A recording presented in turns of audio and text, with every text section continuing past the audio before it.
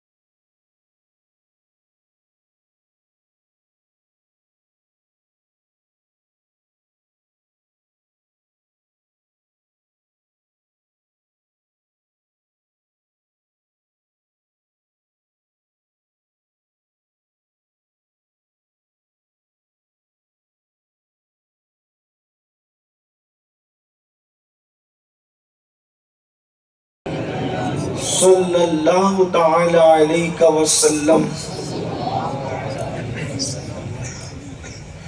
دن لہو میں کھونا تجھے، شب صبح تک سونا تجھے، دن لہو میں کھونا تجھے، شب صبح تک سونا تجھے، شرم نبی خوف خدا یہ بھی نہیں وہ بھی نہیں، رزق خدا کھایا کیا فرمان حق ٹالا کیا، شکر کرم ترس سزا یہ بھی نہیں وہ بھی نہیں، اور ڈر تھا کہ عصیاں کی سزا اب ہوگی یا روز جزا، ڈر تھا کہ عصیاں کی سزا اب ہوگی یا روز جزا، دی ان کی رحمت نے صدا یہ بھی نہیں وہ بھی نہیں۔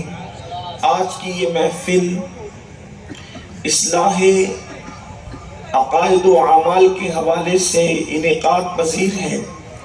اللہ تبارک و تعالی میری اور آپ سب کی حاضری کو شرف قبولیت عطا فرمائے، اور مجھے جس عنوان کے حوالے سے حکم دیا گیا ہے میں نے اسی مناسبت سے سورۃ المائدہ سے ایک آیہ کریمہ کی تلاوت کی ہے۔ اللہ تبارک و تعالیٰ اس کے متعلق مجھے حق کہنے اور آپ سب کو حق سن کر اس پر عمل کرنے اور اسے عام کرنے کی توفیق عطا فرمائے۔ اللہ تعالیٰ کی نعمتیں بڑی عظیم ہے۔ اللہ پاک کی اگر ایک نعمت کی طرف انسان توجہ کرے تو ایک نعمت کا حال یہ ہے کہ ایک نعمت کی طرف اگر غور کرے تو اس کا پورا وجود کا ایک ایک بال رب کی بارگاہ میں سجدہ شکر کے لیے بے چین ہوتا ہوا نظر آتا ہے، اور انسان سراپا تشکر بن جاتا ہے، شکر کا پیکر بن جاتا ہے۔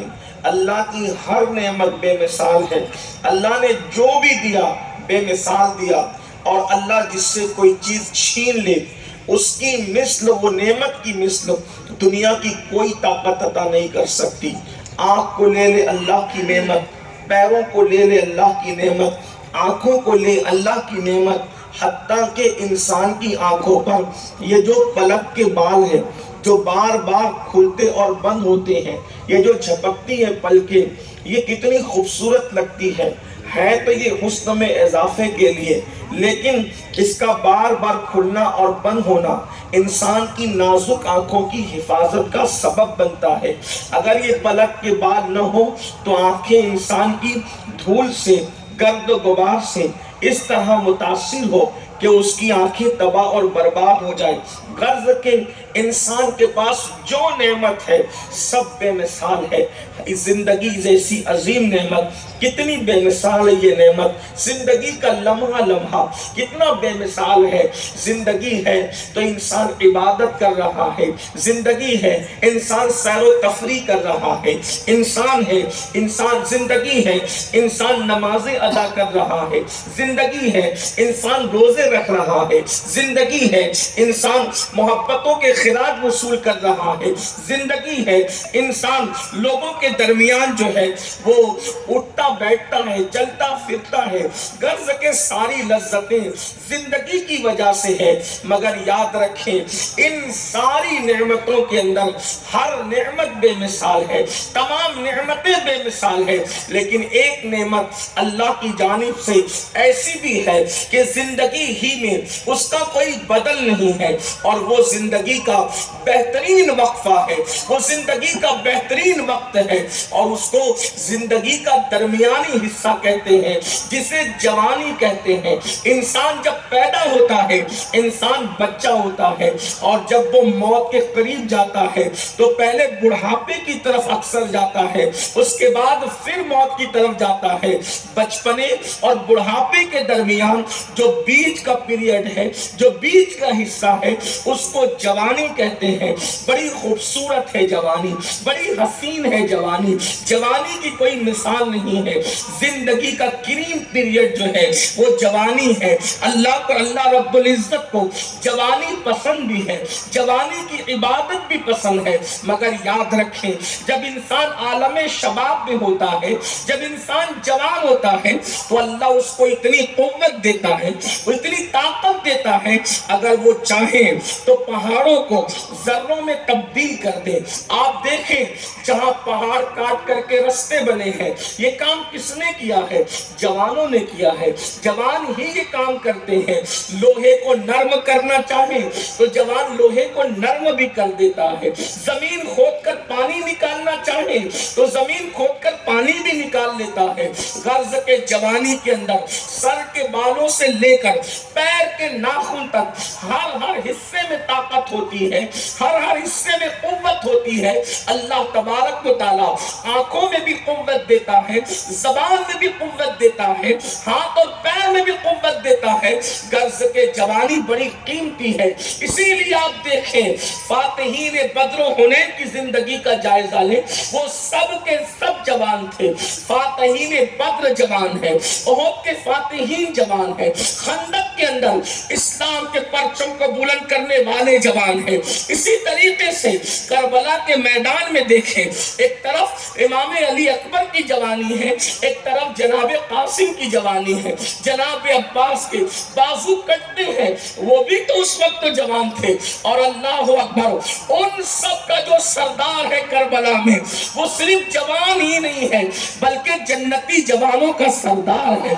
अल्लाह अकबर, अंदाजा फरमाए जवानी कितनी कीमती है। लेकिन जब इंसान जवान होता है तो वो जवान इंसान अपनी तदबीर के नाखूनों से उम्मत की बिखरी हुई जुल्फों को संवारने का हुनर रखता है। हाँ, इंसान जब जवान होता है तो कौम को पस्तियों से निकालकर बुलंदी की तरफ ले जाने का हौसला रखता है।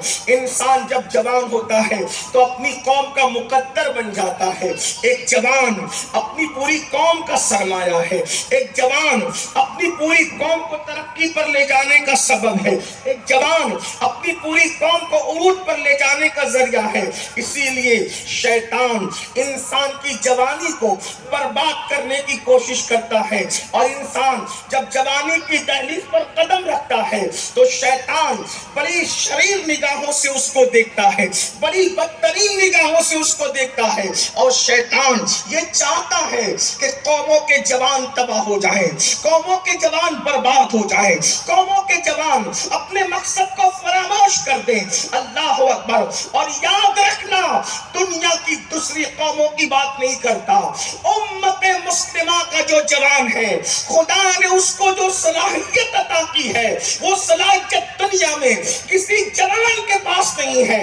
उसकी सबसे बड़ी वजह यह है कि उम्मत मुहम्मदिया روئے زمین پر، زمین کی پشت پر اور آسمان کے نیچے ایک ایسی قوم ہے جس کے پاس زندہ کتاب قرآن کی شکل میں موجود ہے، جس کے پاس زندہ نبی گنبد خضرا کے نیچے آرام فرما رہے ہیں۔ ہمارا مذہب بھی زندہ ہے، ہمارا قرآن بھی زندہ ہے، ہمارا رسول بھی زندہ ہے، اور ہمارا خدا تو حج و قیوم ہے، جو صرف زندہ ہی نہیں ہے بلکہ جو زندگی کو پیدا کرنے والا ہے۔ اس لیے انسان کی جوانی کے حوالے سے جتنا شیطان فکر مند ہے اور دنیا کی دوسری قومیں جانتی ہے، مسلم امہ کے جوان جس دن اپنی ذمہ داریوں کو محسوس کر لیں گے، اپنی ذمہ داریوں کو پہچان لیں گے، اس دن زمین کے چپے چپے پر اگر کوئی پرچم لہرائے گا تو وہ مذہب اسلام کا پرچم ہوگا، محمد رسول اللہ کے غلاموں کی حکومت ہوگی۔ اس لیے شیطان جوانوں کو اغوا کرنے کے لیے بہت سے ہتھ کنڈے استعمال کرتا ہے اور انسان کو اپنے مقصد سے ہٹانے کی کوشش کرتا ہے۔ میرے سامنے یہ ہزاروں خواتین و حضرات کا جو نوجوانوں کا مجمع ہے، میں کوئی خطاب کرنے کی بجائے صرف اور صرف اپنے دل کا درد کسی صاحب دل کے دروازے پر منتقل کرنا چاہتا ہوں۔ اندازہ فرمائیں قوموں کی جوانی کتنی عظیم ہے۔ آپ جانتے ہیں لاہور کے قلندر نے جو بات کہی تھی، دی اذانیں کبھی یورپ کے کلیساؤں میں اور افریقہ کے تپتے ہوئے صحراؤں میں، دشت تو دشت ہے، دریا بھی نہ چھوڑے ہم نے، بحر ظلمات میں دوڑا دیے گھوڑے ہم نے۔ میں پوچھنا چاہتا ہوں میری قوم کے جوانوں بتاؤ، جو افریقہ کے کلیساؤں میں اذان دے رہے تھے وہ جوان نہیں تھے، وہ سب جوان تھے۔ جنہوں نے افریقہ کے کلیساؤں کو مسجدوں میں تبدیل کر دیا تھا وہ سب جوان تھے۔ جنہوں نے بحر ظلمات میں گھوڑے دوڑائے تھے وہ سب جوان تھے۔ اور آپ ایک ایسے بہادر کا ذکر سنتے ہیں کہ اللہ اکبر، جس نے ایک ہاتھ سے بلکہ اپنے دوسرے ہاتھ سے، جسے آپ الٹا ہاتھ کہتے ہیں، اپنے دوسرے ہاتھ سے خیبر کا 150 من کا دروازہ جس نے ایک ہاتھ سے اکھیڑ کر اپنی پیٹھ پہ اٹھا کر لشکر کو کہا تھا کہ میرے اوپر سے یہ جو دروازہ رکھا ہے فوج گزر کر کے کیلے کیلے پر چڑھے۔ مورخ لکھتا ہے 150 من کا دروازہ پیٹھ پہ ڈال کر جس نے دروازے کو پل کی شکل دی تھی وہ کوئی بڈھا نہیں تھا بلکہ وہ ایسا جوان تھا جس کے بارے میں رسول اللہ کہتے ہیں لا فتح الا علی لا سیف الا ذوالفقار۔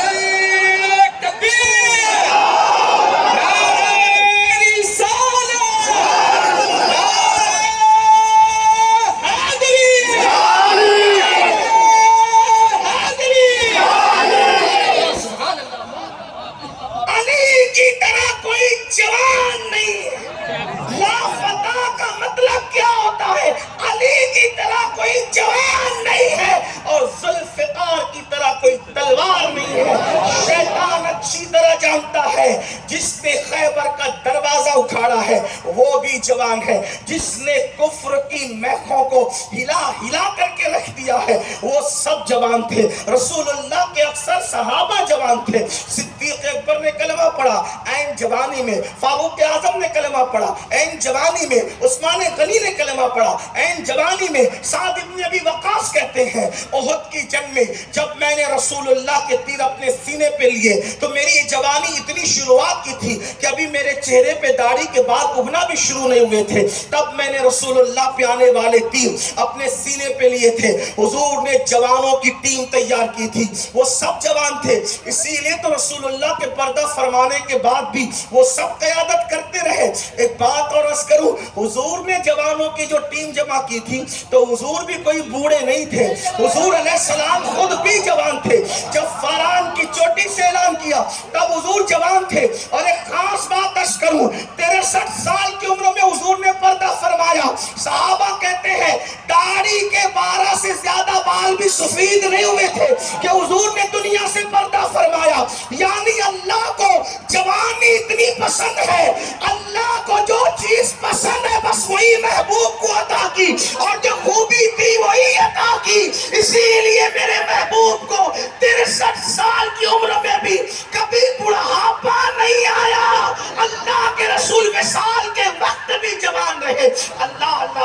جوانی ہے، جوانی کو شیطان اغوا کرنا چاہتا ہے، اور جس قوم کا جوان اغوا ہو جائے، یعنی جس قوم کا جوان شیطان کے ہاتھ کٹ پتلی بن جائے، جس قوم کا جوان اپنا مقصد بھول جائے، جس قوم کا جوان غیرت بھول جائے، حمیت بھول جائے، تہذیب بھول جائے، تمدن بھول جائے، کلچر بھول جائے، پھر اس قوم کا حال کیا ہوتا ہے؟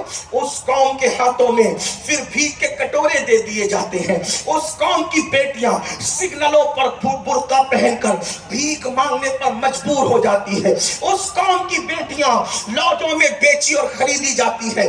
آپ سے پوچھنا چاہتا ہوں، اے فیس بک اور یوٹیوب اور واٹس ایپ کے ہمدردوں، کیا یہی قوم کا درد ہے کہ اگر کسی کے قتل کی کوئی ویڈیو آئے تو اس کو ہائے ہائے کر کے وائرل کرو؟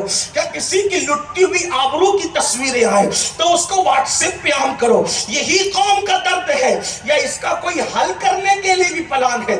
اس کے سولوشن کے توجہ کے لیے بھی کوئی پلان ہے؟ آپ مجھے بتائیں۔ یاد رکھنا، رسول اللہ کا فرمان سننے کے لیے توجہ کریں، حضور کا فرمان سننے کے لیے اگر مسلمان جمع ہو جائیں تو لوگوں کی چھاتی دبنے لگتی ہے، جب صرف سننے کے لیے جمع ہو تو چھاتیاں دبتی ہے۔ اگر پوری قوم فرمان رسول پہ عمل کر لے تو پھر انقلاب کا عالم کیا ہوگا، کس طرح انقلاب آئے گا؟ لیکن اللہ میری قوم کو شعور دے۔ ہم سنتے تو ہیں، ہم نے کبھی سوچا یہ بیٹیوں کی لٹی ہوئی آبرو، یہ بیٹیاں اگر کسی کا ہاتھ پکڑ کر جا رہی ہے، یہ عالمیاں، یہ سگنلوں پر بھیک مانگتی ہوئی برقع پہن کر کے بیٹیاں جو قوم کے اوپر ایک سوالیہ نشان کی شکل میں ہے، اس کا حل کیا ہے؟ اس کی تبدیلی کا ذریعہ کیا ہے؟ یاد رکھنا، نوٹوں سے تبدیلی نہیں آتی، نہ اوٹوں سے تبدیلی آتی ہے، نہ زبان سے تبدیلی آتی ہے، نہ بیان سے تبدیلی آتی ہے، نہ دھرنوں سے تبدیلی آتی ہے۔ انقلاب کھوکھلے نعروں سے نہیں آتا، انقلاب گھاگھر اور چادروں سے نہیں آتا، انقلاب بلند مینار تعمیر کرنے سے نہیں آتا، انقلاب بلند گنبد بنانے سے نہیں آتا۔ میں اپنے ایک ایک جملے کا ذمہ دار ہوں، حالانکہ اس منبر پر ذمہ دار علماء موجود ہیں، اگر میں غلطی کروں تو یہ میری ضرور اصلاح کریں گے، اور اگر میں صحیح کہہ رہا ہوں تو ضرور انشاءاللہ یہ علماء کرام اور سادات کرام جو ہے وہ میری تائید بھی فرمائیں گے۔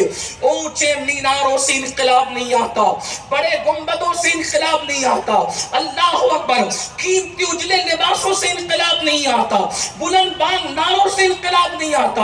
انقلاب نعروں کی وجہ سے نہیں ہے، اگر نعرے انقلاب بلند کرتے تو مرغے کی بانگ بھی تو ایک نعرہ ہے، اس سے کون سا انقلاب آتا ہے؟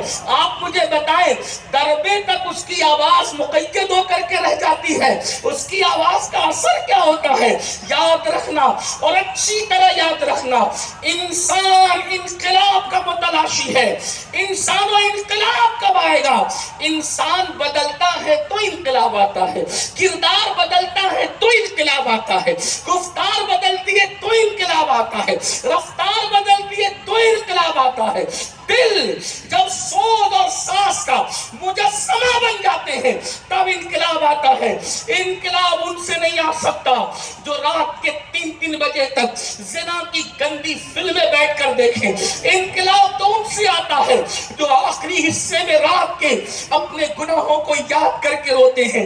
انقلاب وبا کرنے والی قوم وہ ہے جو راتوں کو گناہ یاد کر کے روتے ہیں، اپنی راتوں کو گناہوں کے آشیانے تعمیر کر کے گزارنے والے کبھی انقلاب وبا نہیں کر سکتے۔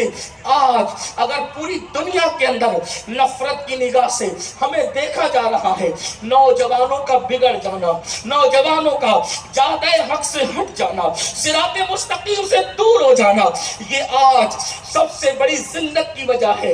اس محفل میں جو اصلاح عقائد و اعمال کی محفل ہے، میں خالص جوانوں سے مخاطب ہوں۔ میری قوم کے جوانوں، ہماری ذمہ داری کیا ہے؟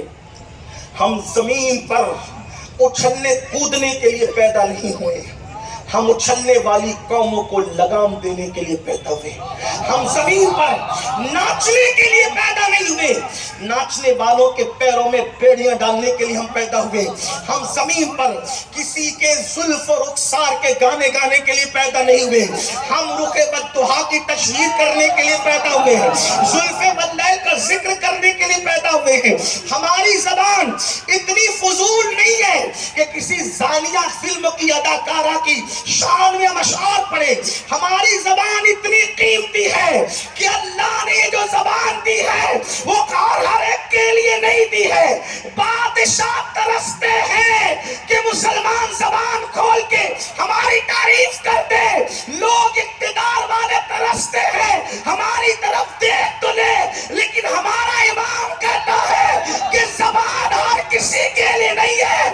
یا رسول اللہ دہن میں زبان صرف تمہارے لیے، بدن میں جان تمہارے لیے، ہمارے یہاں تمہارے لیے، اٹھے بھی وہاں تمہارے. نعرہ تکبیر، نعرہ رسالت، عشق محبت، عشق محبت، عشق محبت، عشق محبت، عشق محبت، عشق محبت. حضرت سید امین القادری صاحب قبلہ. سبحان اللہ، سبحان اللہ. یہاں بھی ان کے لیے آئے اور وہاں بھی توجہ کریں. یہ اپنا مسلک ہے. قیامت میں لوگ شوق جنت میں اٹھیں گے. قیامت میں لوگ شوق جنت میں اٹھیں گے. لیکن خالص اہل سنت کا مسلک ہے ہمیں جنت سے کیا غرض، ہم تو مالک جنت کے لیے اٹھیں گے. ہمارے یہاں تمہارے لیے، اٹھے بھی وہاں تمہارے. جو جنت کے لیے اٹھے گا پتہ نہیں اس کو جنت ملے گی یا نہیں ملے گی، لیکن جو مالک جنت کے ساتھ اٹھے گا اس کا بیڑا یہاں بھی پار ہے، اس کا بیڑا وہاں بھی پار. آپ اندازہ تو فرمائیں ہماری زبان کتنی قیمتی ہے، ہماری زبان کتنی اہم ہے. افسوس وہ قوم جو رسول اللہ کے گیت گاتی تھی، وہ قوم جو رسول اللہ کے شان میں نعتیں پڑھتی تھی، وہ قوم جس کا سینہ حضور علیہ السلام کے عشق میں دھڑکتا تھا، آج اس قوم کے جوان کانوں میں ایئر فون لگا کر گانے سن رہے ہیں، کانوں میں ڈوب چکے ہیں. یاد رکھو اپنی تباہی کا رونا رونے والوں، اپنی تباہی پر بل بلانے والوں، جو زبان اللہ نے اپنے محبوب کی تعریف کے لیے دی تھی، جو زبان اللہ نے قرآن کی تلاوت کے لیے دی تھی، آج اس زبان کو ہیروئن اور اداکارہ جو فلم کی ہے اس کی تعریف میں، اس کی شان میں جو گندے گانے لکھے گئے ہیں تم نے اس کے لیے وقف کر دیا. اپنی حیثیت تو سمجھو، اپنا مقام تو سمجھو، اپنا مرتبہ تو سمجھو. دنیا میں VIP اگر کوئی انسان ہے تو وہ بھی مسلمان کی جوتیوں کے برابر نہیں ہو سکتا. اس کی وجہ یہ ہے کہ جو لقب اللہ نے مسلمانوں کو قرآن میں دیا ہے وہ لقب کسی کو نہیں دیا. میرا اللہ جب یاد کرتا ہے مومن کو تو کیا کہتا ہے؟ کہتا ہے یا ایھا الذین آمنو، اے ایمان والو. کم و بیش 82 مقام پر پورے قرآن میں اللہ جس قوم کو ایمان والا کہہ کر پکارے وہ قوم اگر گانوں کی طرف جائے تو کتنے افسوس کی بات ہے. وہ قوم اگر فلموں کی طرف جائے تو کتنے افسوس کی بات ہے. وہ قوم اگر اپنی راتوں کو گانے اور غزلوں کے حوالے سے گزارے کتنے افسوس کی بات ہے. وہ قوم اگر شراب اور جوا کے اڈوں کو آباد کرے کتنے افسوس کی بات ہے. وہ قوم عورتوں پہ پاپ کی نظر ڈالے کتنے افسوس کی بات ہے. اگر میرے جملے تلخ نہ لگے تو معاف کریں. جیسے بلی کی نیت چھچڑے میں ہوتی ہے اور جیسے کتا ہر وقت للچائی ہوئی نظر سے روٹی کو تکتا رہتا ہے، آج مسلم جوانوں کا حال یہ ہو گیا ہے اگر کوئی خوبصورت عورت نظر آئے تو یہ بھول جاتے کہ میں کون ہوں، یہ بھول جاتے کہ میں کس کا کلمہ پڑھتا ہوں، یہ بھول جاتے کہ میں کس کا بندہ ہوں، یہ بھول جاتے کہ میرے ہاتھ میں کتاب کس خدا کی ہے. اللہ اکبر. سالی بھی ہے تو بھی اس پر پاپ کی نظر پڑ رہی ہے، محلے کی بہن بھی ہے اس پر بھی پاپ کی نظر پڑ رہی ہے، چچا اور फुप्पी की बेटी है तो भी वो निगाहों से, गंदी निगाहों से महफूज न रही। मुझे बताओ कहाँ निगाहों का तकद्दुस था और कहाँ आज ये गंदगी। लोग कहते मुसलमान क्यों मारा जा रहा है, मुसलमान क्यों पीटा जा रहा है, तो बहुत मासूमियत से लोग कहते हैं दरअसल हम मुसलमान हैं इसलिए पीटे जा रहे हैं। मुनाफिकत न करो, किसने कहा मुसलमान इसलिए पीटे जा रहे हैं? अगर मुसलमान ही पीटे जाते तो 700 साल तक के इस हिंदुस्तान में हुकूमत किसने की थी? अगर मुसलमान पिटने के लिए है तो शाहजहां किसका कलमा पढ़ता था? तो अगर मुसलमान पिटने के लिए है तो गौरियों ने किसकी गुलामी की है? अगर मुसलमान पिटने के लिए है तो दुनिया भर के अंदर हुकूमतें किसने की है? बल्कि लोग बकरियां चराते थे, लोगों को हुकूमत का अंदाज हमने सिखाया है। लोग खाने का तरीका भी नहीं जानते थे, दस्तरखान सजाने का शऊर मोहम्मद रसूलुल्लाह के गुलामों ने अदा किया। लोग कपड़ा पहनने का तरीका नहीं जानते थे, कपड़ा पहनने का तरीका भी भीख में हमने सिखाया है। लोग इल्म की ऐन से वाकिफ नहीं थे, अली वालों ने इल्म की खैरात अदा की। नारे तकबीर, नारे रिसालत, हज़रत सैयद अमीनुल कादरी साहब किबला। अपने ऐबों पे झूठा पर्दा डालने के लिए कहते हो कि मुसलमान पिटने के लिए, वल्लाह इसलिए नहीं पिट रहे हो कि मुसलमान है, इसलिए पिट रहे हो कि सच्चे मुसलमान नहीं हो। जिस दिन सच्चे मुसलमान बन जाओगे आज भी तुम्हारा मुकद्दर और के सुरैया पे चमकता नजर आए। इसलिए कि नबी उम्मत की तकदीर होता है। तवज्जो आपकी अगर है, जुमला पे गौर फरमाए। बाला शिरोर में गुफ्तगू कर रहा हूं, मुझसे बड़े खुतबा यहाँ मौजूद हजरत अल्लामा इदरीस खान साहब बड़े पुराने खतीब हैं, लेकिन एक बात आपसे अर्ज करूं, हुजूर की शान नबी उम्मत की तकदीर होता है, नबी उम्मत की तकदीर होता है। अब आपसे कहूं, बताओ मुसलमान से बड़ा साहिब तकदीर कौन? क्योंकि हमारे नबी से बड़ा कौन? अल्लाह की कायनात में, उसकी मखलूक में उनसे बड़ा कौन? लोग कहते हैं मुसलमान बदकिस्मत। मैंने कहा जो मुसलमान है वो कभी बदकिस्मत हो ही नहीं सकता, इसलिए कि यहाँ कोई बद है ही नहीं। जब मुकद्दर रसूलुल्लाह है तो फिर हमसे बड़ा मुकद्दर वाला कौन है? लोग कहते हैं मुकद्दर का सिकंदर है, हम कहते हैं सिकंदर कहे, सिकंदर कहे कि ये लोग मुकद्दर वाले हैं। क्यों? क्योंकि सिकंदर के मुकद्दर में तख्त था, हमारे मुकद्दर में आमिना का लाल है।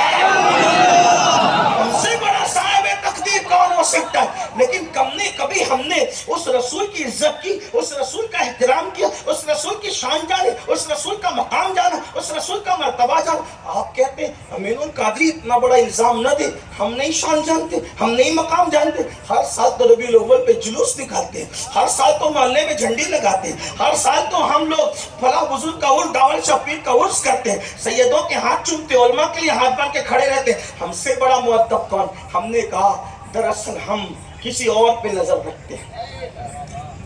इस्लाम रसूमात का नाम नहीं, इस्लाम हकीकतों का नाम। जितनी चीजों का नाम आपने लिया है ये सब रसूमात है, इसका इनकार भी नहीं करता। झंडियां लगाओ, लगाना हो लगाओ, अच्छी बात है, जुलूस निकालना है निकालो, उर्स करना है करो, बुजुर्गों के हाथ अच्छी बात है, लेकिन हम सीखते किससे हैं? हमें उस तरफ नजर। एक बार रसूलुल्लाह के मदीने मुनव्वरा में एक जवान आया और उसने रसूलुल्लाह के मजार के पास गर्दन झुकाई और वो गर्दन झुका के खड़ा था।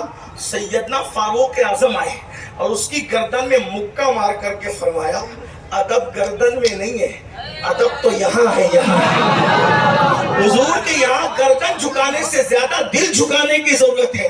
अब आपसे पूछता हूँ, नामे रिसालत पे अंगूठा चूमने वालों, तुम पर मेरी जाने कुर्बान, बहुत अच्छा काम करते हो। हालांकि हमारे बुजुर्गों ने कहा जो नामे मोहम्मद पे अंगूठा मोहब्बत से चूमे, मरने से पहले कभी वो अंधा नहीं होगा इंशाल्लाह, उसको कभी अंधापन नहीं आएगा, उसकी आंखों की रोशनी इस एतबार से कभी खत्म नहीं होगी कि वो अंधा हो जाए। अल्लाह अकबर। अंगूठा चूमने वाले के लिए बशारत है, अजान में नामे मोहम्मद सुनकर जो अंगूठा चूम چوم لے. اللہ کے رسول نے فرمایا میں اس کا ہاتھ پکڑ کر اسے جنت میں لے جاؤں گا. یہ حدیثیں اگرچہ ضعیف ہے لیکن فضائل اعمال میں حدیثیں ضعیف مقبول ہے. آپ نے بار بار سنا اس کا اصول ہے. لیکن ایک بات عرض کرتا ہوں, میرے امام کہتے لب پہ آ جاتا ہے جب نام جناب منہ میں گھل جاتا ہے شہد نایاب وقت میں ہو کیا میں جاں بیتاب اپنے لب چوم لیا کرتے ہیں. نام محمد پر انگوٹھا چومنے والوں سر آنکھوں پر تمہاری عظمتیں, تمہاری جوتیاں امین القادری کے سروں پر ہو. تم میرے محبوب کے نام پہ انگوٹھا چومتے ہو, محبوب کے نام پہ سر جھکاتے ہو. سر جھکانے اور انگوٹھا چومنے والوں, پھر جب یہ حدیثیں آتی ہے تو وہاں تمہارا دل کیوں نہیں جھکتا, وہاں تمہارا دل کیوں اکڑ جاتا ہے اس رسول نے جس کے نام پہ انگوٹھا چومتے ہو؟ کیونکہ میں انگوٹھا چومنے والی قوم سے مخاطب ہوں, دائیں بائیں سے مجھے کوئی نہیں لینا. لیکن بات میں اتنی عرض کرنا چاہتا ہوں, نام محمد الرسول اللہ پہ سر جھکانے والوں تم سے پوچھتا ہوں دل کیوں اکڑا ہوا ہے رسول اللہ کی بارگاہ میں؟ وہی تو رسول کہہ رہے جن کے نام پہ سر جھکاتے ہو. قرۃ عینی فی الصلاۃ, نماز میں میری آنکھوں کی ٹھنڈک ہے. وہ رسول تو فرما رہے من ترک الصلاۃ متعمدا فقد کفر, جس نے جان بوجھ کے نماز چھوڑ دی وہ کفر کی حد تک پہنچ گیا. بے نمازی کو ہم حنفی ڈائریکٹ کافر نہیں کہتے, لیکن یہ بات ہے کہ اس نے کافروں جیسا عمل کیا, وہ کفر کی حد تک پہنچ گیا. ہمارے امام الائمہ سراج الامہ کاشف الغمہ سیدنا نعمان بن ثابت کہتے ہیں جو دنیا میں نماز میں سستی کرے گا مرنے سے پہلے ڈر ہے کہ اس کا ایمان اس سے چھین لیا جائے گا, اس کی زبان میں کلمہ طیبہ نہیں آئے گا. آپ سے پوچھتا ہوں اگر دلوں میں واقعی رسول اللہ سے محبت ہے تو تم نے کوئی ایسا عاشق بھی دیکھا جو اپنے محبوب کی آنکھوں کو ٹھنڈک نہ پہنچائے, جو اپنے محبوب کی آنکھوں کو ٹھنڈک نہ پہنچائے؟ کہاں تک کہ جو ہے وہ قصہ صحیح ہے یہ تو لکھنے والا مورخ جانے. لیلا مجنوں پر لوگوں نے بڑی بڑی کتابیں لکھی, اسی لیلا مجنوں کی داستان میں, حالانکہ میرا یہ عنوان اور میری محفل لیلا مجنوں کی بات کی نہیں, لیکن بات عبرت کی ہے تو بتا رہا ہوں, اور بات پر توجہ کرنا سنیو.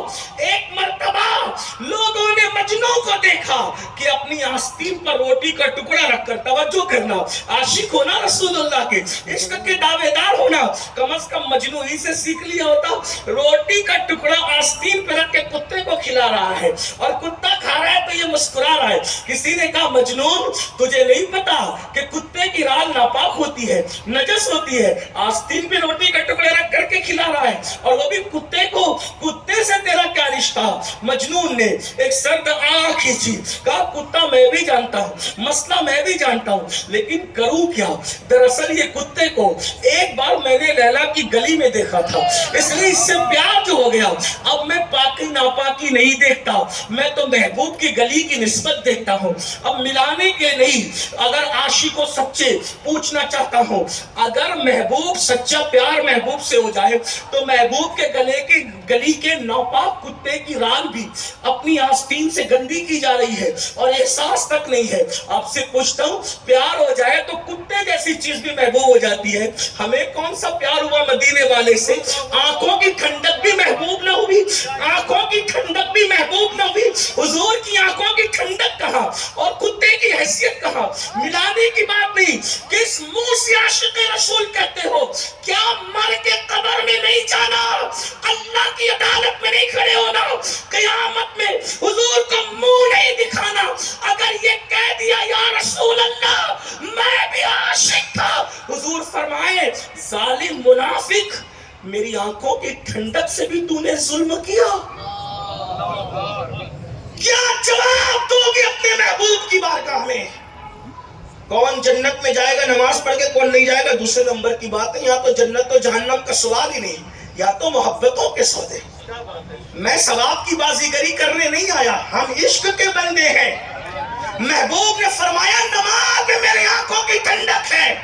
اور اگر آپ کہتے ہو کہ یہ مولوی کون سا اٹھا کر کے لائے, ہم غوث پاک کے مرید ہیں, ہمیں نماز کی کیا ضرورت ہے؟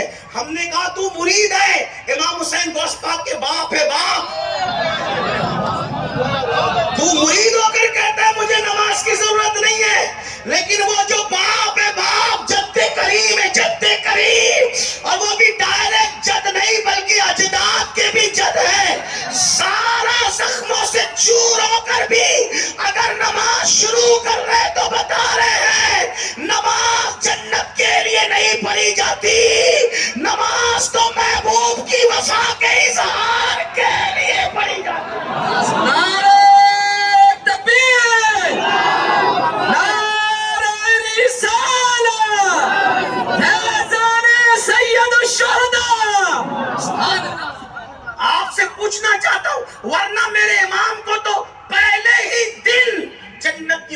دی گئی. اور پھر جنتی نے فرمایا الحسن والحسین سیدہ شباب اہل الجنہ.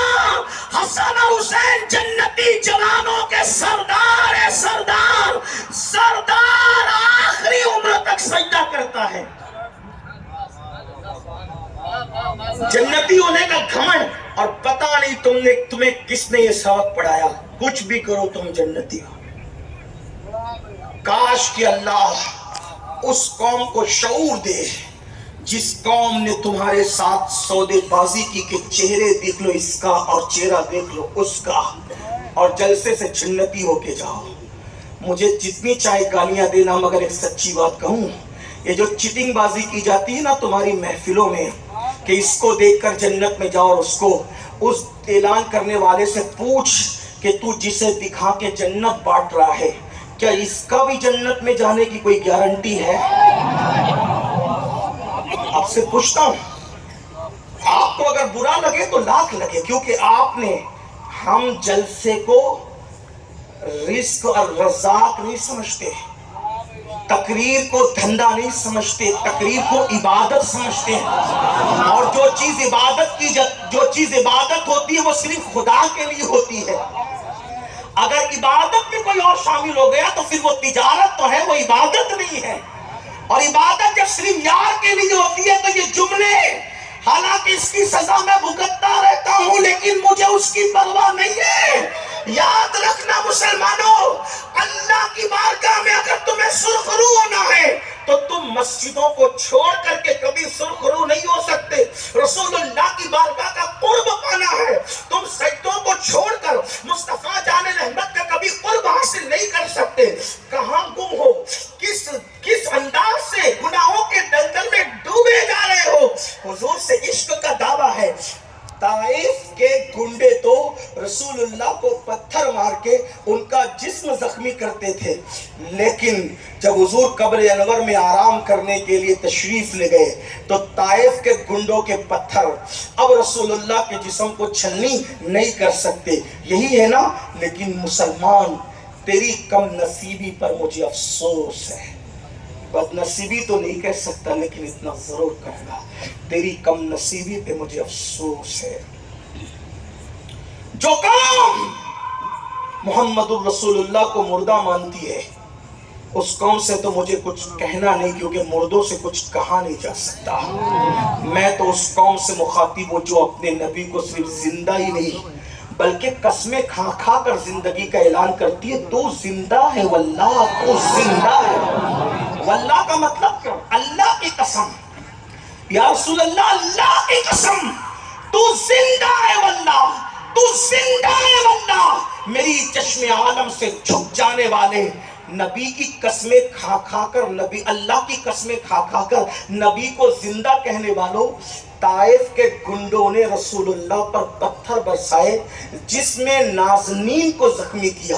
لیکن جب تم بستر پر سوتے پڑے رہتے ہو فجر کی نماز میں تو یہ وہ نشتر ہے جو حضور کے دل پر اثر کرتا ہے, دل پر, جسم پر نہیں.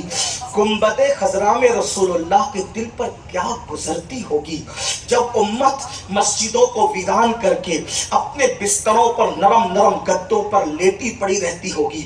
اے میری قوم کے جوان, کیا تو یہ بھول گیا کہ اللہ کا اعلان ہے النبی اولا بالمومنین من انفسہم, نبی مومنوں کی جان سے زیادہ قریب ہے. نبی مومنوں کی جان سے زیادہ قریب ہے. نبی انسانوں کی نہیں, مومنوں کی جان سے زیادہ قریب ہے. اے میرے جوان, یہ بتا, جب تو گھر میں وائی فائی لگا کر انٹرنیٹ پر زنا کے مناظر دیکھتا ہوگا تو تیری جان سے زیادہ قریب رسول کے دل پر کیا گزرتی ہوگی. جب تیرے ہاتھ میں شراب کا پیالہ ہوتا ہوگا, جب تو نشے کی گولیاں کھاتا ہوگا, جس وقت تو ایم ڈی کا پاؤڈر اپنے حلق کے اندر اتارتا ہوگا, جب تو نشے کے انجیکشن لیتا ہوگا، ہاں ہاں، جب تیرے ہاتھ جوئے کے حوالے سے کسی آلے پر کام کر رہے ہوتے ہوں گے، رمی اور جنگلی رمی اور لاٹری اور خدا جانے کیا کیا بدترین قسم کے جوئے جس وقت تم اپنے ہاتھوں سے کھیلتے ہوں گے، اس وقت رسول اللہ کے دل پر گزرتی کیا ہوگی؟ کبھی سوچا ارے ماں کا دل دکھانے والا مرے گا تو اس کی زبان پہ کلمہ نہیں آئے گا؟ رسول اللہ کا دل ایک دن میں جو ہزاروں مرتبہ دکھائے، مرتے وقت تو اس کی زبان پہ کلمہ نہیں آئے گا۔ یاد رکھ، گناہ کرتے وقت تجھے کوئی دیکھے نہ دیکھے، اللہ بھی دیکھ رہا ہے، اور اللہ کی عطا سے اللہ کے رسول بھی دیکھ رہے ہیں۔ اللہ اکبر۔ یہ میری مائیں اور بہنیں بیٹھی ہے، ماں اور بہنوں کا حال یہ بہت نرم دل ہے، یہ عشق رسول میں مردوں سے آگے ہے، لیکن اپنی بہنوں سے پوچھتا ہوں، تم رسول اللہ سے محبت کا دعویٰ کرتی ہو، سیدہ فاطمہ الزہرا سے عشق کا دعویٰ کرتی ہو، اماں عائشہ سے اظہار عقیدت کرتی ہو، کربلا کے موقع پر اور امام علی مقام کے دنوں کے موقع پر تم جتنا اظہار محبت اور عقیدت کرتی ہو، کس کا کیا حصہ ہے؟ لیکن آپ سے پوچھتا ہوں میری بہنوں، بتاؤ تمہاری زندگی میں نماز کہاں ہے؟ تمہاری زندگی میں جب تمہیں پردے کی تعلیم دی جاتی ہے تو بہنیں کیا کہتی ہیں؟ ارے مولانا، چہرے پہ پردہ ڈالنے کی کیا ضرورت ہے؟ آنکھوں کا پردہ کافی ہے بس۔ میں کہتا ہوں میری بہن، تیری آنکھوں میں پردہ ہے لیکن تجھے بات نہیں کی جا رہی ہے، جو تجھے دیکھ رہا ہے اس کی آنکھوں میں بھی پردہ ہے۔ آپ مجھے بتائیں تو صحیح۔ اللہ اکبر۔ اور یہ کتنا بدترین جملہ ہے کہ چہرے پہ پردے کی کیا ضرورت ہے، آنکھوں کا پردہ کافی ہے۔ یہ فلسفہ 1450 سال کے بعد اس قوم کی بیٹیوں کو سمجھ میں آیا جن کو وضو کے فرائض بھی نہیں پتا۔ سیدہ فاطمہ الزہرا کو یہ پردے کا فلسفہ سمجھ میں نہیں آیا، معاذ اللہ۔ اماں عائشہ پاک جو مفتی چار ملت تھی، ان کو یہ فلسفہ سمجھ میں نہیں آیا، معاذ اللہ۔ میری بہنوں یاد رکھو، جب تک کہ قوم کی بیٹیاں سخت ترین پردے کی پابندی کرتی تھی، اس وقت تک حالات یہ تھے، زنا مسلمانوں میں سننے میں نہیں آتا تھا، اور جب سے بیٹیاں پردے کے حوالے سے بہت زیادہ بے باک ہوئی ہیں، آپ دیکھ لیں آج ہم وہ بدترین دن دیکھ رہے ہیں کہ قوم کی بیٹیاں کن کن ایرے غیروں کا ہاتھ پکڑ کے جا رہی ہے۔ یہ بے پردگی کی نحوست ہے۔ آؤ آپ کو بتاؤں، اللہ اکبر، سیدہ فاطمہ الزہرا کا پردہ اپنی جگہ، اماں عائشہ کا پردہ اپنی جگہ۔ اللہ اکبر۔ مجھے تو پردے پر سے جب یہ بات یاد آتی ہے میں حیران رہ جاتا ہوں۔ میری بہنوں نے سنا ہوگا، آپ کو بھی بیان کیا گیا ہوگا، کربلا کی سرزمین کو یاد کرو۔ کربلا کی زمین ہے، اللہ اللہ، سارے مرد شہید ہو گئے، ایک نوعمر جوان بچا ہے، وہ بھی بے ہوش ہو کر کے چمڑے کے بستر پہ پڑا ہے۔ ایسے میں لاشوں پہ گھوڑے دوڑ رہے ہیں، خیمے جلا دیے گئے ہیں، بالیاں چھین لی گئی ہیں، زیورات اتار لیے گئے ہیں، حتیٰ کہ سیدانیوں کے دوپٹے تک چھین لیے گئے ہیں۔ جن کے گھر میں اجازت کے بغیر جبریل نہیں آتے، ان کے دوپٹے تک چھین لیے گئے ہیں۔ جب دوپٹے چھین لیے گئے تو حضرت شہربانوں نے سیدہ زینب سے کہا، بہن چھن گئے دوپٹے، اب کیا ہوگا؟ تو سیدہ زینب نے کہا تھا، نبی کے گھر کی بہوؤں، نبی کے گھر کی بیٹیوں، نبی کے گھر کی شہزادیوں، دوپٹے چھیننا ان کے قبضے میں ہے۔ اللہ نے ہمیں بڑے بال اس لیے عطا کیے تاکہ جو بال پیچھے تھے اس کو آگے کر لیں، اور اب بھی اپنے چہرے پر پردہ بالوں کا ڈھانک لے۔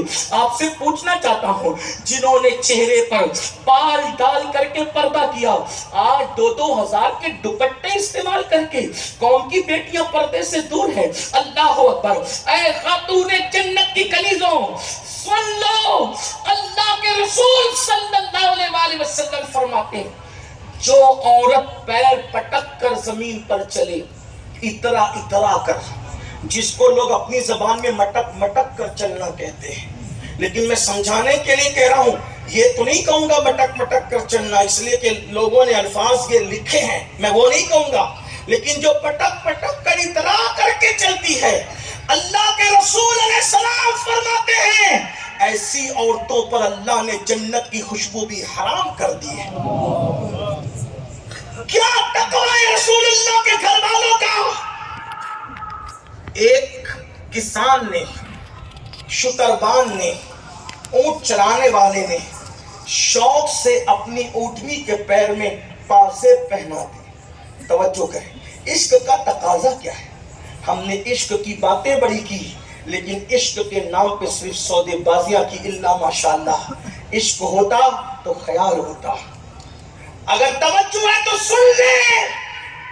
ایک شتربان کسان اپنی اٹھنی کے پیر میں گھنگرو والے جو بجتے چھن چھن اپنی اٹھنی کے پیر میں پازیب ڈالتا ہے اور ام المومنین کے گھر کے قریب سے وہ اٹھنی پازیب بجاتے ہوئے نکلتی ہے. جانوروں کے پیر میں ڈالتے ہیں پازیب.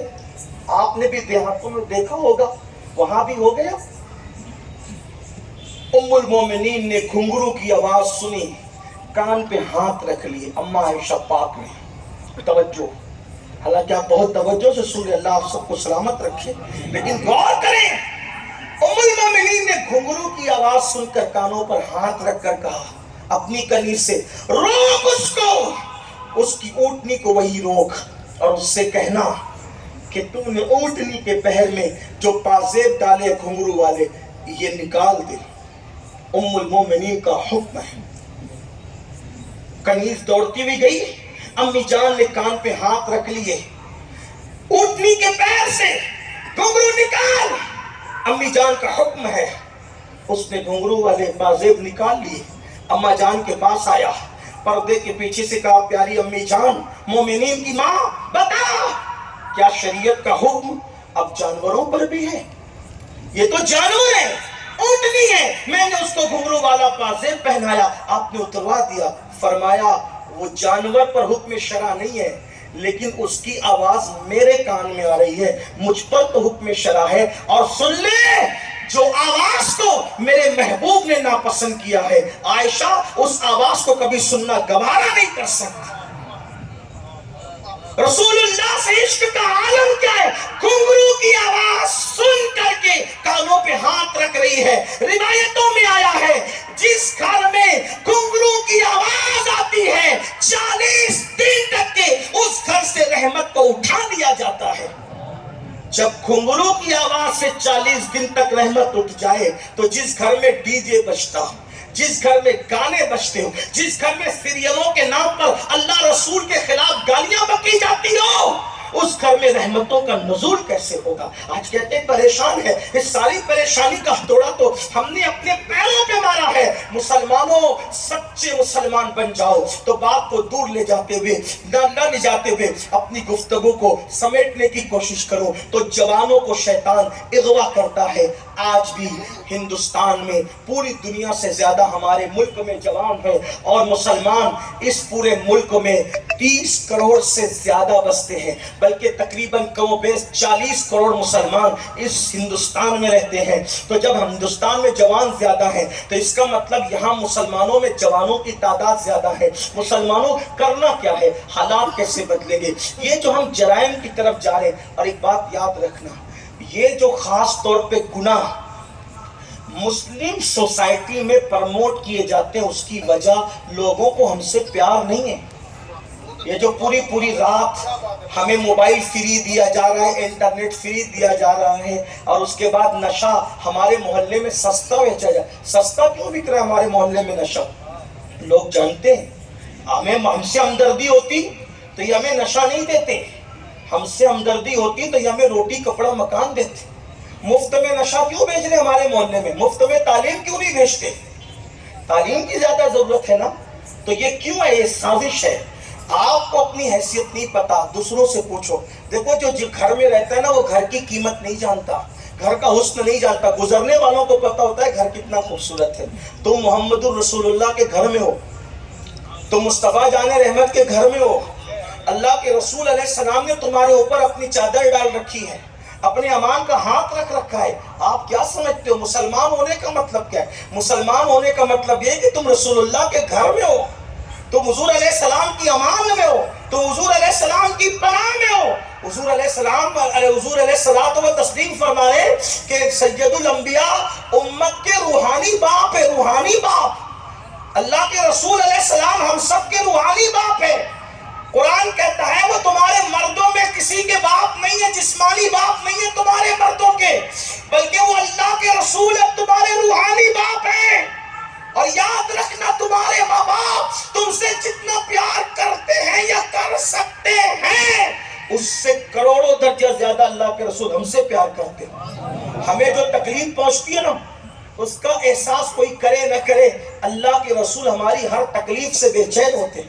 قرآن کہتا ہے لقد جاءکم رسول من انفسکم عزیز علیہ ما عنتم حریص علیکم بالمؤمنین رؤوف الرحیم. یہ وہ عزت والے رسول ہے جو تم میں تشریف لائے، تمہارا تکلیف میں پڑنا ان کو بے چین کر دیتا ہے، بے قرار کر دیتا ہے. ہمارے آقا ہماری تکلیفوں پہ بے چین ہوتے ہیں، بے قرار ہوتے ہیں. اندازہ کریں ہمارے رسول و رسول ہیں، لیکن اللہ اکبر تو لوگ ہمارے درمیان کیوں گناہ کو عام کر رہے ہیں، جرائم کو کیوں پرموٹ کر رہے ہیں. خاص طور پہ وہ نوجوان جو پڑھائی لکھائی میں آگے جا سکتے ہیں، جن کو اللہ نے صلاحیت دی ہے، ان کے ٹیلنٹ سے لوگ گھبرائے ہوئے ہیں. انہیں پڑھنے مت دو، انہیں تجارت مت کرنے دو، ان کو آگے مت پڑھنے دو، ان کو نشے میں اور عورتوں کی محبت میں یعنی شراب اور شباب دو چیزوں میں مبتلا کر دو. سلطان صلاح الدین ایوبی نے ایک تاریخی جملہ کہا تھا. اس نے کہا تھا، وہ کہتے ہیں کہ ہزاروں ہتھیاروں کی ضربیں مسلمانوں کو اتنا نقصان نہیں پہنچا سکتی جتنا نشہ اور عورت مسلمانوں کو نقصان پہنچا سکتے ہیں. جب صلیبی جنگیں انگریز ہارے، صلیبی ہارے، تو انہوں نے کہا تھا اب زمین پہ جنگ نہ کرو، اب زیر زمین جنگ کرو. اس قوم کو ہتھیاروں سے مت مارو، اس قوم کو کردار سے مارو، اس قوم کو کیریکٹر سے مارو، اس قوم سے اخلاق چھین لو. آپ دیکھو مسلمانوں، کیا مسلمانوں جیسا اخلاق ہمارے پاس ہے؟ آج نشہ کر کے مسلمان کے ماتھے پہ شکن نہیں، شادیوں میں نشہ ہو رہا ہے، باپ مر جائے تو اس کے غم میں نشہ ہو رہا ہے، رت جگہوں میں نشہ ہو رہا ہے، ہوٹلوں میں نشہ ہو رہا ہے، اور اسکول کالج کے اندر نشے کو پرموٹ کیا جا رہا ہے. آپ سے پوچھتا ہوں، اللہ نے جس طرح نشے کو حرام کیا اسی طرح اللہ نے سور کو بھی تو حرام کیا. کس منہ سے نشہ کرتے ہو اور سور سے کس منہ سے نفرت کرتے ہو؟ جتنا برا نشہ کرنا ہے اتنا ہی برا سور کھانا بھی ہے. سور کھانا جتنا برا ہے اتنا ہی نشہ کرنا بھی برا ہے. جس طرح پیشاب پینا کا حکم ہے اسی طرح شراب پینے کا حکم ہے. پیشاب اور شراب میں فرق کیا ہے؟ دونوں کی نجاست کے بارے میں فقہا کے اقوال پڑھ لو. آپ سے پوچھنا چاہتا ہوں مسلمانوں، کیا اللہ کے رسول علیہ السلام نے یہ نہیں فرمایا چور چوری کرتے وقت اور نشہ کرنے والا نشہ کرتے وقت اور زنا کرنے والا زنا کرتے وقت اللہ اکبر اس حال میں رہتا ہے؟ اللہ ان تینوں کا ایمان ایسے نکال لیتا ہے جیسے تم اپنے کرتے کو اتارتے ہو، خدا ایسے تمہارا ایمان لے لیتا ہے. اللہ اکبر، کیا احساس ہے اس قوم کو؟ مسلمانوں، ہمارا مذہب اتنا پاکیزہ ہے، اتنا مکرم ہے. اسلام نے ہمیں یہاں تک بتایا کب سونا ہے، کب اٹھنا ہے، کیا کھانا ہے، کیا نہیں کھانا ہے. لیکن ہم مسلمانوں کے ہمیں احساس نہ رہا. آپ سے پوچھتا ہوں، شیر کے آگے گھاس رکھی جائے، شیر گھاس کھائے گا؟ کیوں نہیں کھاتا ہے؟ شیر کو پتا ہے میری غذا گھاس نہیں ہے، کچھ اور ہے نا. جب شیر درندہ ہو کر اس کو کیا کھانا چاہیے اور نہیں کھانا چاہیے اس کا احساس ہے، تو محمد الرسول اللہ کے امتی ہو کر کے غیرت کہاں گئی؟ کیا کھانا چاہیے کیا نہیں کھانا چاہیے اس بھول گئے؟ کیا پینا چاہیے نہیں پینا چاہیے بھول گئے؟ کتا بھی گٹا گٹ پانی نہیں پیتا، گٹ گٹ کر کے پانی نہیں پیتا، اس لیے کہ اس کو سکھایا گیا ہے کہ اس طرح نہیں پینا. سب سے یونیک انداز پانی پینے کا کتے کا ہے. بہت سارے جانور اس طرح زبان سے چاٹ کے پیتے، کتا ایسا نہیں پیتا. کتا نیچے کی زبان پانی پہ لگا کر پیتا ہے. اس کو وہی طریقہ سکھایا گیا، وہ آج تک اس طریقے پہ. لوگ بدل گئے، کتا نہیں بدلا، ہے نا یہ بات. لوگ بدل گئے، درندے نہیں بدلے. لوگ بدل گئے، پرندے نہیں بدلے. آج کل لوگ کہتے ہیں بھوک سے مر رہے، بھوک سے مر رہے، روزی نہیں روزی نہیں. ہم نے کہا کیوں نہیں؟ اس لیے کہ جب نہیں ملتا ہے تو تو واویلا کرتا ہے، اور جب مل جاتا ہے تو تو عیاشی اور آوارگی کرتا ہے. کبھی پرندوں کو سنا پرندے بھوکے مرے؟ نہیں سنا ہوگا، نہیں سنا ہوگا. کبھی سنا پرندوں کو روزی کے لیے ہڑتال کرنی پڑی؟ کبھی سنا پرندوں کو روزی کے لیے کسی کے دروازے پہ جانا پڑا؟ نہیں سنا. کیوں؟ پرندے سے سیکھ. جب روز صبح ہوتی ہے، روز صبح ہوتی ہے، ہر مخلوق اٹھتی ہے تو بھوکی ہوتی ہے. پرندہ بھی بھوکا اٹھتا ہے، لیکن جب صبح ہوگی، دیہات والے، جنگل میں رہنے والے، کھیتوں میں کام کرنے والے مجھ سے زیادہ سمجھ سکتے ہیں اس مثال کو. جب صبح ہوتی ہے تو پرندوں کی جو آواز ہے، پرندے وہ آواز نہیں نکالتے، بلکہ ان کی ایک مخصوص آواز चू चू चू चू की एक साथ निकलती है। दिन भर फिर वो आवाज सुनाई नहीं देती, और फिर वही आवाज शाम को सुनाई देती है, रात को सुनाई नहीं देती। अगर आवाज निकालने का शौक है परिंदों को, तो वो दिन भर ये आवाज क्यों नहीं निकालते, सुबह शाम ही क्यों निकालते हैं? परिंदे जब भूखे होते हैं तो रज़्ज़ाक़ की तस्बीह करते हैं भूखे पेट। भूखे पेट रज़्ज़ाक़ की तस्बीह करते हैं, भूखे रहने के बाद भी खुदा को याद करते हैं, और पहले खुदा की इबादत करते हैं फिर निकलते हैं। तो अल्लाह उनको भूखा नहीं लौटाता, लेकिन जब खा के पेट भर के वापस आते हैं तो हमारी तरह अल्लाह को भूल नहीं जाते, बल्कि फिर वो खुदा के शुक्र में खुदा की तस्बीह करते हैं। भूखे पेट होते हैं तो तलबे रिस्क पे तस्बीह करते हैं, और पेट भर जाता है तो शरारत हमारी तरह नहीं करते, शुक्र अदा करते। और हमारा हाल क्या, ना मिले तो खुदा को गालियां दे, माज़अल्लाह वावे ना करे, खुदा की शिकायत करे, और मिल जाए तो फिर ज़िना के अड्डों की तरफ जाए, शराब के अड्डों की तरफ जाए। हमसे बढ़ के नाशुक्रा कौन है?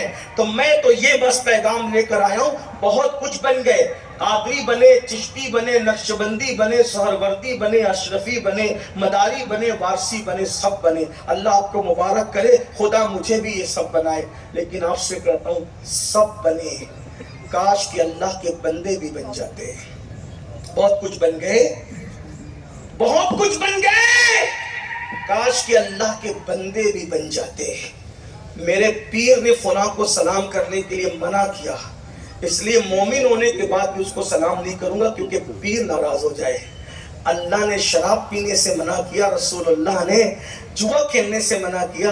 कभी ये नहीं सोचा कि अगर मैं ये करूंगा तो हुजूर नाराज हो जाएंगे, अल्लाह नाराज हो जाएगा। बड़ी माजरत के साथ में आपको पीरों से तोड़ने नहीं आया, मैं भी पीर रखता हूँ। मैं तो ये कहता हूँ जो पीर का वफादार नहीं वो किसी का नहीं। लेकिन आपसे सोचता हूँ, आप मुझे बताएं मुसलमानों, अल्लाह के बंदे पहले बनो, फिर सब कुछ बन जाओगे।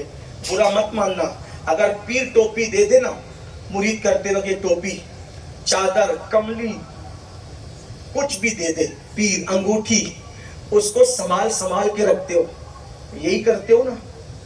मरेंगे तो कब्र में लेके जाएंगे। मैं कहा ये भी मुबारक हो, मैं कोई मना करने थोड़ी आया। लेकिन आपसे पूछता हूँ, ये टोपी की तो इतनी इज्जत क्यों कर रहा है? या मामिक, मैंने भी कुछ तबरुकात रख रखे हैं, मैं भी उसको कब्र में ले जाऊं। हुजूर अलैहिस्सलाम का एक जुब्बा ऐसा है जो हुजूर मेराज पे पहन के गए थे। उस जुब्बे को जलाने के लिए कुछ जालिमों ने अतर में तेजाब डाल करके दिया, तो वहां के खुदाम ने उस तेजाब वाले इत्र पर इत्तला न पाकर जुब्बे पे डाल दिया। नीचे ऊपर के सारे कपड़े जल गए, लेकिन पैरहन हुजूर का नहीं जला। तो वो जो नीचे ऊपर के कपड़े जल गए थे, वहां के खुदाम ने मुझे बुला करके कहा कि ये तेरा हिस्सा है, तू ले ले। तो मैं उसको ले आया कि जिसमें मेरे महबूब का पैरहन लिपटा हुआ था बरसों तक। फिर मैंने कहा कि जब मैं जाऊंगा तो इसे अपने कफन में साथ ले जाऊं, ताकि मेरे लिए भी निजात का सामान। लेकिन मैं आपसे एक बात पूछता हूँ, बुरा मत मानना आप सबसे, पीर ने टोपी दे दी, कितनी कदर कर, संभाल के रखते। उस टोपी को पहन के बैतुल खला में नहीं जाते, पीर ने दी। कफन में ले जाएंगे कब्र में, ताकि अजाब कब्र से बचे, है ना? यही है ना? पीर के दिए हुए तोहफे की इतनी इज्जत है। अल्लाह ने भी तो कोई तोहफा दिया ना, क्या इज्जत कर रहे उस तोहफे की? सिर्फ सोच लीजिए, गौर कर लीजिए। और पीर ने तोहफा अपने हाथ से दिया, अल्लाह ने तोहफा भेजा तो अपने महबूब के हाथ से। और वो तोहफा क्या है? वो तोहफा मेराज नमाज है। पीर के तोहफे की कदर करने वालों, आपसे पूछता हूं, बिल्कुल कदर कीजिए पीर के तोहफे की। लेकिन रसूलुल्लाह के तोहफे की और अल्लाह के तोहफे की जो नाकदरी कर रहे हो, इसका जवाब कौन देगा? अल्लाह की अदालत में खड़े होने से नहीं डरते, सोचते नहीं? आइए बात समेटते, एक बात आपसे कहूं, फिर बात मुकम्मल कर लो। मैदान महशर जो है ना, मैदान में बात मैं समेटता हूं, बस इस पे बात मैं ज्यादा नहीं करूंगा, अपने वक्त पे बात पूरी कर। बहुत अच्छे से सुना, मुझे बहुत पसंद आया ये इलाका। बाला शिनोर वालों का सुनना बहुत पसंद आया, और संतरामपुर वालों का मुसाफिर से बचना बहुत पसंद आया। दोनों चीजें मुझे बहुत अच्छी है, मुझे याद रहेगा। लेकिन बात मैं खत्म कर रहा हूं, तवज्जो करना। मैदान महशर, इस पे बात पूरी होगी, सबकी तवज्जो। मैं अपने आप को भी मुखातिब कर रहा हूं आपको। میدان محشر ہے قیامت، بلکہ جو مصیبت کا اینڈ ہوتا ہے اسی کو قیامت کہتے ہیں، ہے نا؟ یہی ہے نا قیامت، یعنی قیامت میں بھی ایک قیامت ہے، حشر میں بھی ایک حشر ہے۔ قیامت کیا ہے اس کو صرف سوچو اور غور کرو، سب غور کریں۔ یہ جو یہاں پر ہم باتیں کرتے ہیں نا کہ وہاں جو ہوگا دیکھ لیں گے اور یہ کر لیں گے اور وہ کر لیں گے اور جو ہوگا دیکھا جائے گا اور پھر ہم تو یہ کریں گے اور ہم تو وہ کریں گے، میں کہتا ہوں سب کر لینا، لیکن پہلے حدیث سن لو۔ میدان محشر کیا ہے؟ میدان محشر یہ ہے کہ جہاں جبریل امین جو آج سب سے زیادہ بلندی پہ رہتے ہیں سدرۃ المنتہا، اس سدرہ پہ رہنے والے جبریل بھی اللہ سے کلام کرنے کی ہمت نہیں کر سکیں گے۔ قرآن لانے والے جبریل، اور جبریل کس بزرگ کا نام ہے؟ فرشتوں میں وہ رسول ملائکہ میں ہے، اور سید الملائکہ جبریل۔ ایک اور اعتبار سے ان کا تعارف سن لیں، اگر آپ سے کوئی پوچھے نا کہ کوئی ایسا شخص، کوئی ایسی ہستی بتاؤ جو ہر نبی کا صحابی ہو، کوئی ایسی ہستی بتاؤ جو ہر نبی کا صحابی ہو، تو آپ بے تکلف حضرت جبریل امین کا نام لے لیجیے، کیونکہ جبریل ان وہ آنکھ والی ہستی ہے جس نے حضرت آدم کو بھی دیکھا، حضرت عیسیٰ کو بھی دیکھا، حضرت عیسیٰ کو بھی دیکھا اور جان عیسیٰ کو بھی دیکھا، محمد الرسول اللہ سب کو دیکھا، بار بار دیکھا، انبیاء کے پاس آتے